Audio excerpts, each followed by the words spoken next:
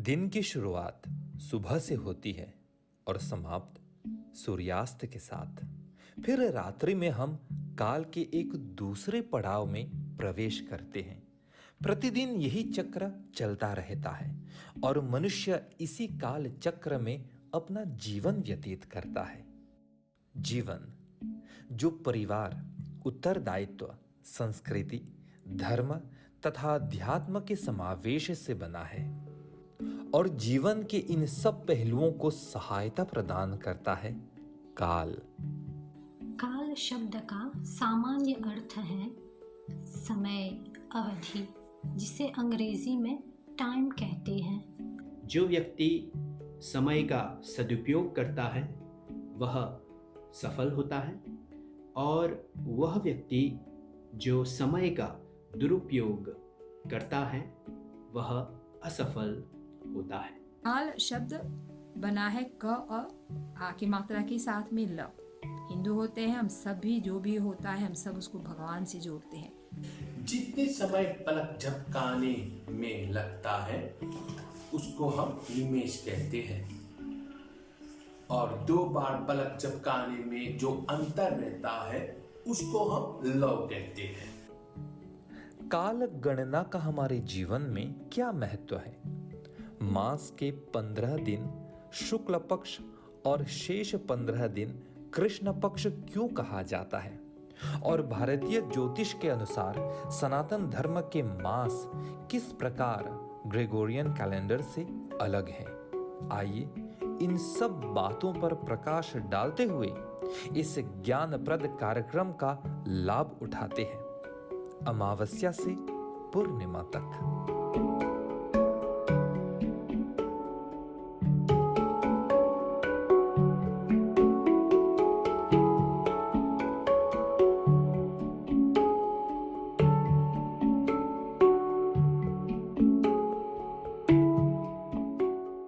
मनुष्य का जीवन काल चक्र के घेरे में रहता है। समय पर सोना, समय पर काम करना, समय पर खाना इत्यादि। यह समय घेरा न सिर्फ मनुष्यों के लिए है बल्कि सभी प्राणियों के लिए है जो इस पृथ्वी पर जीते हैं। काल शब्द संस्कृत भाषा से है जिनके कई अर्थ हैं।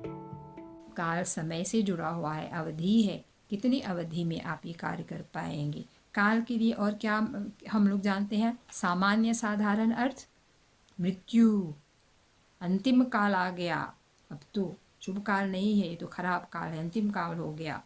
या फिर अनहोनी, दुर्घटना, हाँ काल पड़ गया, कितना बहुत काल उसके ऊपर, बहुत दुख आ गया। या फिर हम कहते हैं एक अर्थ और भी निकालते हैं काल शब्द का, भाग्य, उसका काल, उसका समय अच्छा है अभी। काल शब्द बना है क और आ की मात्रा के साथ में ल। हिंदू होते हैं हम, सभी जो भी होता है हम सब उसको भगवान से जोड़ते हैं। कह का मतलब है, कह कौन है? कह है भगवान ईश्वर। तो काल किसने बनाया? समय किसने बनाया? भगवान ने बनाया।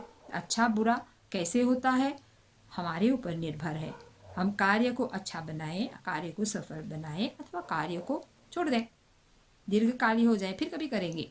तो नहीं, समय जब हम उसको यहाँ पर इस तरह से लेते हैं, उसकी परिभाषा कर रहे हैं, तो हम बताएंगे कि काल निर्धारण करता है, कार्य की अवधि को निर्धारित करता है और मनुष्य के अंदर में, उसके दिमाग में, कार्यकर्ता के मन में वो डालता है कि वो अपने आप को एक वचन देता है कि मुझे ये कार्य इतनी ही अवधि में पूरी करनी है, न ज़्यादा न कम।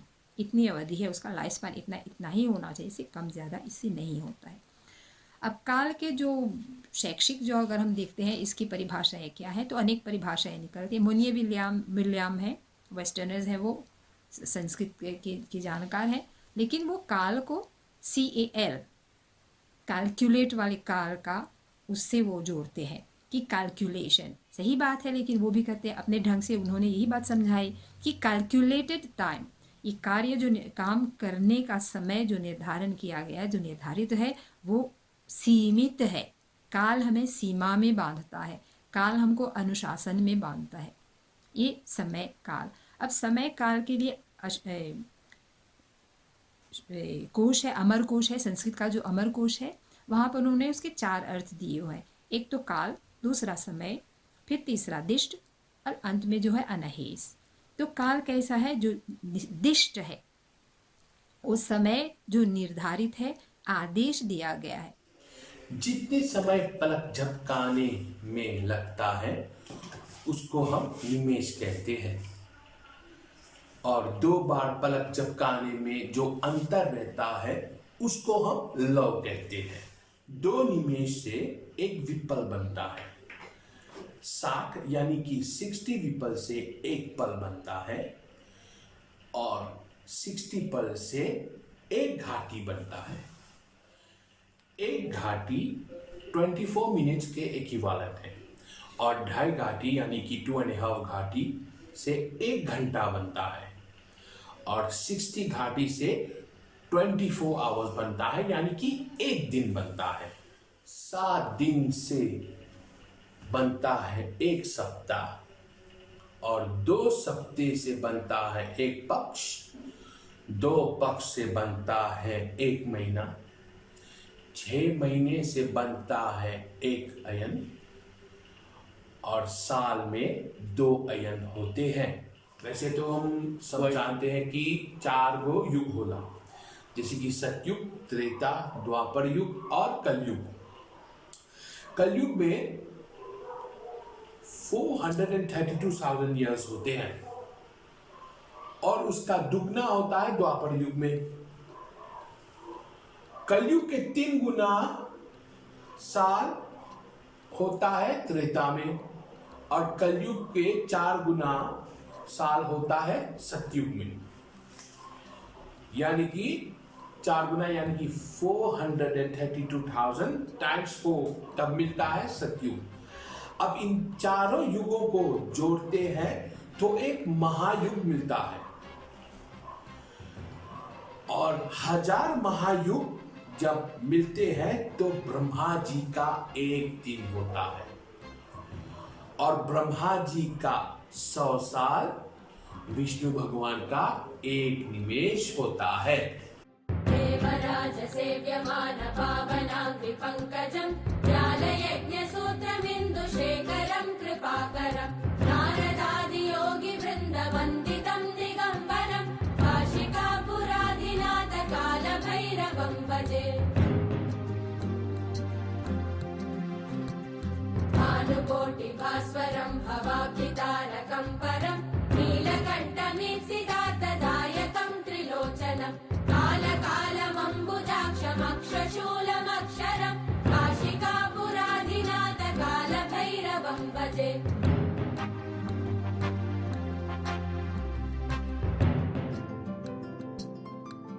पृथ्वी गोल आकार की है और अपने एक्सिस पर घूमती रहती है। इसको अंग्रेजी में रोटेशन कहा जाता है और हिंदी में आवर्तन। जब पृथ्वी अपने एक्सिस पर घूमती है तो पृथ्वी का आधा हिस्सा सूर्य की तरफ होता है जो प्रकाशमय होता है, और जहां दिन होता है उसी समय पृथ्वी का दूसरा भाग जो अंधकार में है वहां रात होती है। इस तरह से पृथ्वी 23 घंटे और 56 मिनट लेती है अपना एक आवर्तन पूरा करने के लिए। बुद्धिज्म में आता है काल चक्र। काल जो है ये स्थिर नहीं रहता, ये चलता रहता है। तो बौद्ध ने कहा ये काल चक्र है, घूमता रहता है। कार्यवत चक्रवत परिवर्तनते, दुनिया में क्या सुखानी दुखानी, कार्य करो उससे जो आएगा फास्ट, सुख जो है दुख जो है वो घूमता रहता है। कार्य भी टिक टिक टिक टिक टिक टिक वो चलता रहता है, रुकता नहीं है। उसका समय आ गया, खराब हो गया, उसका जो निर्धारित समय था अस्तित्व का उसका, वो समाप्त हो गया तो समाप्त हो गया। काल शब्द की उत्पत्ति वस्तुतः कल धातु से हुई है, जिसका अर्थ है कल गतौ संख्याने च, अर्थात गति यानी गमन क्रिया, जाने की अवस्था, प्रवाह एवं संख्यानम अर्थात परिगणना करना, गिनना। इन अर्थों में कल धातु का प्रयोग होता है और इसी से काल शब्द बनता है। शब्द कल्पद्रुम में काल शब्द को इस प्रकार स्पष्ट किया गया है। कलयति आयुः, जो आयु को क्षीण करता है, जो गिनता है, गणना करता है। जिसके बीतने पर किसी की आयु की गणना की जाती है उसे काल कहते हैं। इसीलिए कहा जाता है कलयति इति कालः।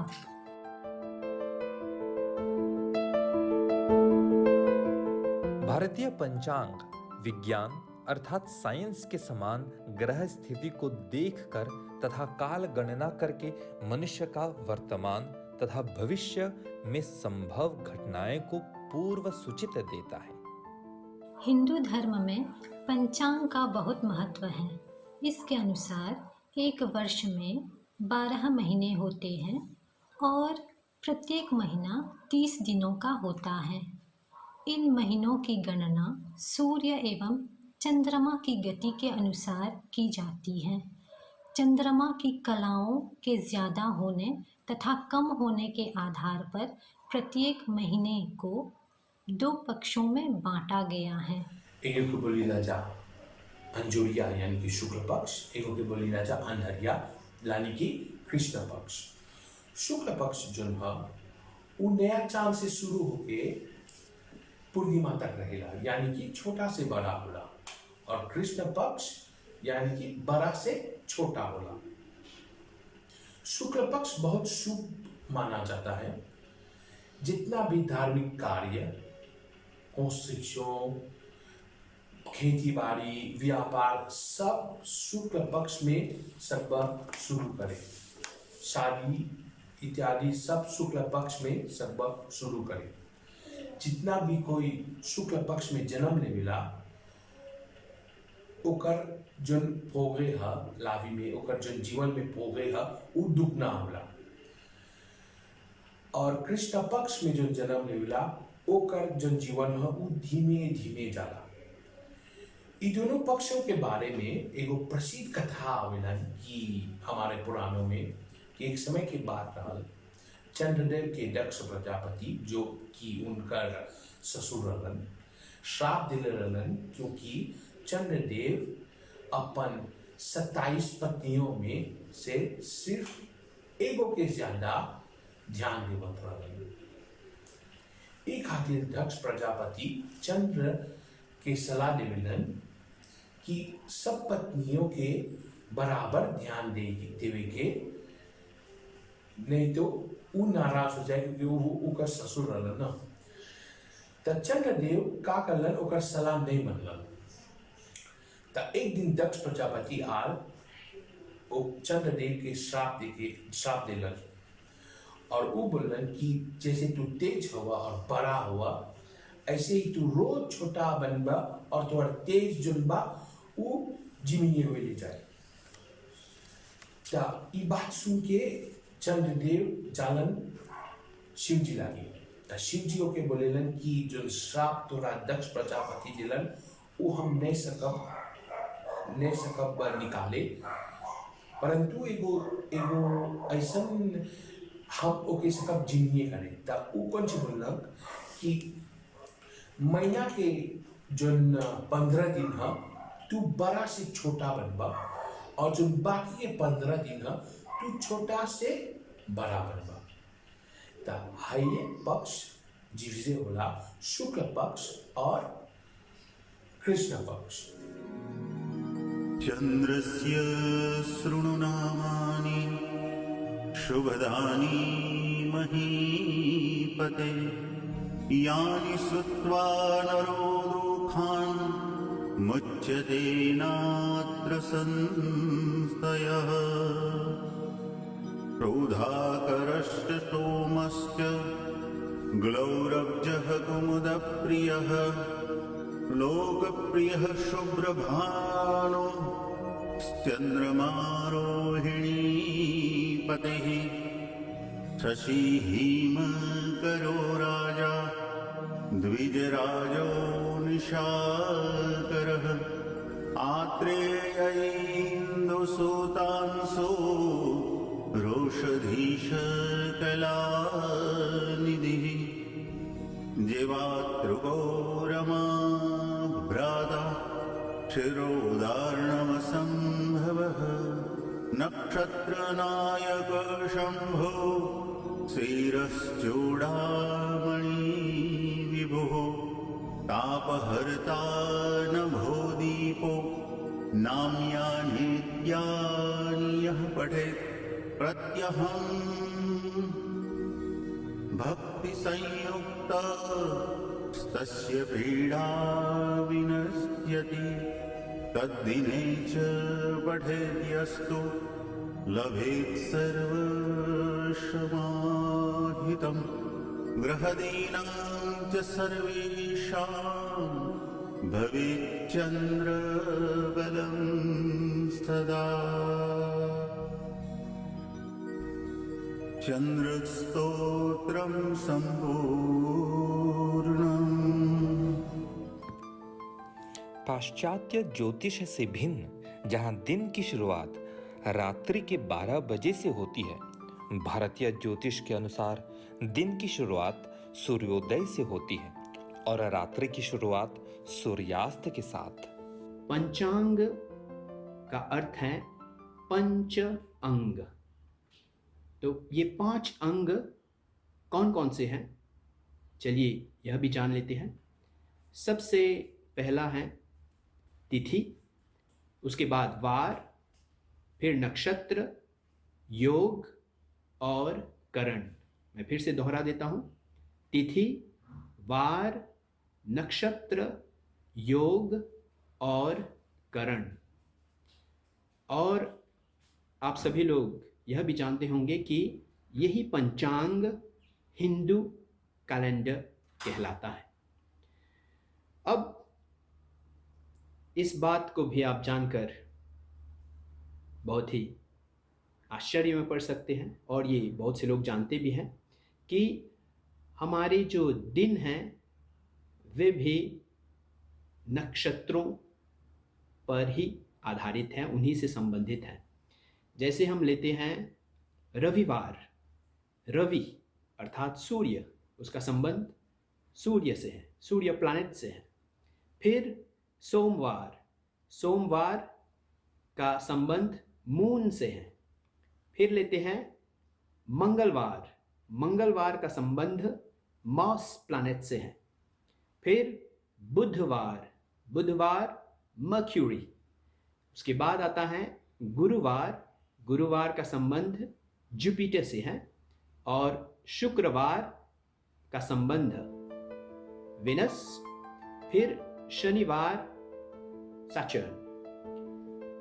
चांद आकाश में शोभायमान दिखता है।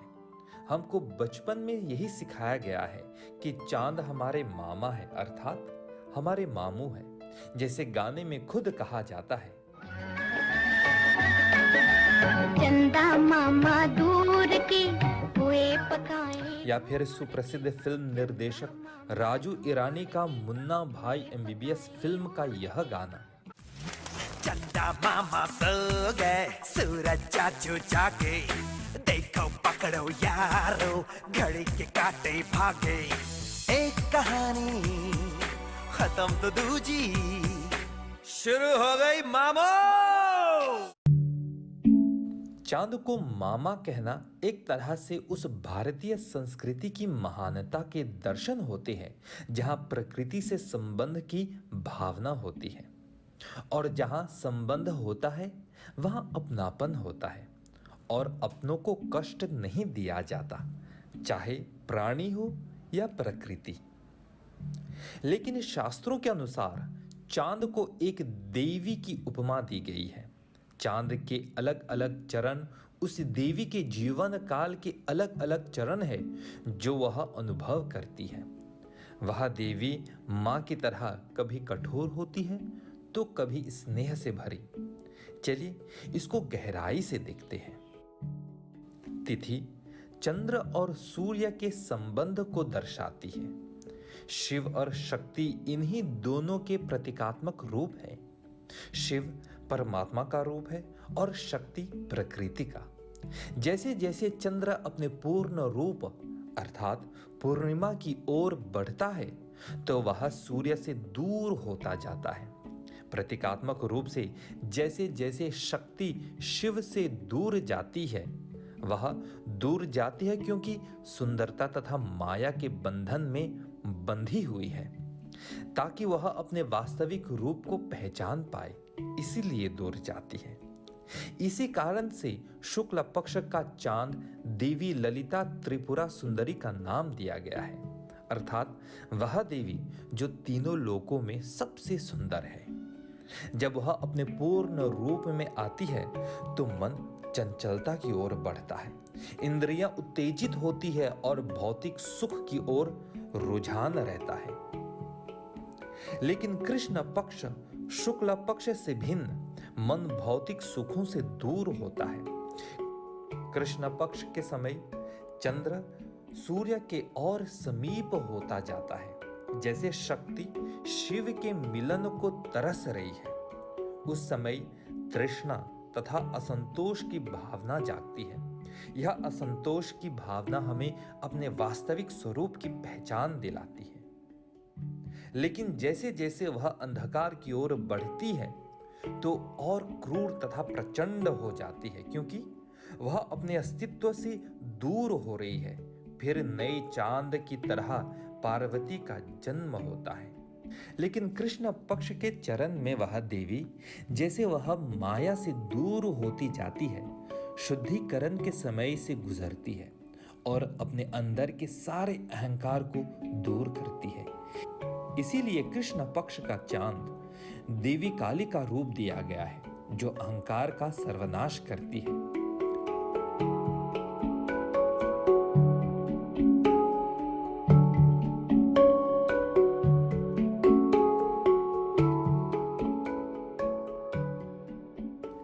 त्रिपुरा सुंदरी भौतिक सुखों को बढ़ाती है और देवी काली अध्यात्म को। यह सत्य है कि त्रिपुरा सुंदरी को अधिक मान दिया जाता है और काली को कम। लेकिन एक नई दृष्टि से देखें तो देवी काली कष्ट तो देती है, लेकिन अध्यात्म को जगाती है, शक्ति को शिव से मिलाती है और प्रकृति को परमात्मा से। तो जिसने भी समय का सम्मान किया, समय के अंदर काम किया, सो कहते हैं ये काल धर्मी है, ये काल धर्म का पालन करता है। काल चक्र इसको कभी कूच के नहीं जाएगा। काल चक्र का जो पहिया है वो इसको छोड़ के नहीं जाएगा, वो साथ में इसको चलाएगा। अगर ये नहीं मानता है कि वो पहिया कुचल करके निकल जाएगा। ये है काल का थोड़ा सा अपने तरफ से क्या करें, कैसे करें, कब करें, क्यों करना चाहिए। तो बंधे हुए हैं हम इस काल के चक्र में। तो एक जो क्या बोलते हैं अमरकोश की जो है वो मैं आपको बताना चाह रही थी, और एक और श्लोक हम आपको बताना चाहते हैं कि काल के लिए जब हम काल से हम डरते हैं तो किस तरह से हम बात करते हैं काल के विषय में। तो बोलते हैं कालः पचति भूतानि, काल जो है भूत को पचा लेता है।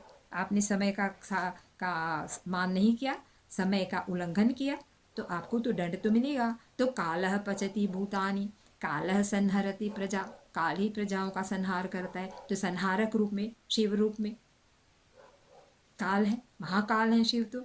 और शिव को हम जानते हैं कि वो विध्वंस वाले हैं। आप ठीक से नहीं करते हो तो सारा घर डिस्ट्रॉय कर देगा, वो सब खराब कर देगा। फिर है कहते हैं कालः सुप्तेषु जागर्ति, घड़ी की टिक टिक करी, अलार्म बजा, समय बताया तो क्या करते हैं, झट से बिस्तर से उतर करके निकल जाते हैं। कि काल जो होता है सोए हुए को जगाता है। कालो ही दूरतिक्रमः, और काल भी क्या करता है, काल को कोई दूर अतिक्रम, उसका अतिक्रमण कोई नहीं कर सकता। काल हमेशा ही रहता है। तो ये काल नक्षत्रों से जुड़े हुए मुहूर्त बनता है, राशि फल को बताता है, पूजा पाठ का समय बताता है, मृत्यु का भी समय बताता है, तब उसको काल बोलते हैं। अच्छा बताता है तो कहते हैं शुभ काल है। राहु काल नहीं है, केतु काल नहीं है, यहाँ ब्रह्म काल है। क्यों बोलते हैं जागो सुबह जल्दी, समय से जागना, समय रहते जागना, क्योंकि वो ब्रह्म मुहूर्त है, अच्छा मुहूर्त है। काल और इतिहास साक्षी है। काल अर्थात समय का जिन जिन लोगों ने सदुपयोग किया, जगत में उनका नाम तथा संसार का हित हुआ, और जिन जिन लोगों ने काल का दुरुपयोग किया अंततः गत्वा स्व तथा संसार का अहित किया। अमावस्या से पूर्णिमा तक की अवधि सबके पास है, लेकिन इस अवधि का प्रयोग आप कैसे करते हैं यह आप पर निर्भर होता है।